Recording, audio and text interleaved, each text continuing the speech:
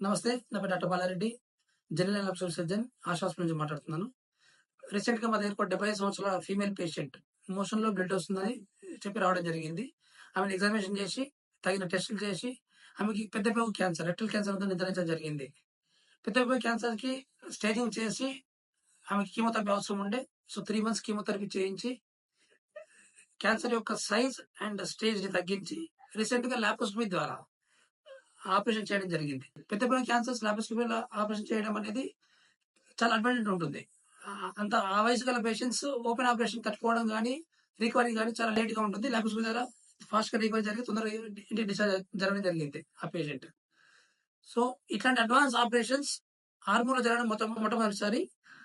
ఆశా హాస్పిటల్‌లో ఇట్లాంటి advance operations ముందు జరిగినాయి. ఇక ముందు ఎన్నో చేయడానికి మేము సిద్ధంగా ఉన్నామని ఆశా హాస్పిటల్ డాక్టర్ బృందం ఈ సందర్భంగా ఆర్మూర్ ప్రజలకు తెలియజేయడం జరుగుతుంది.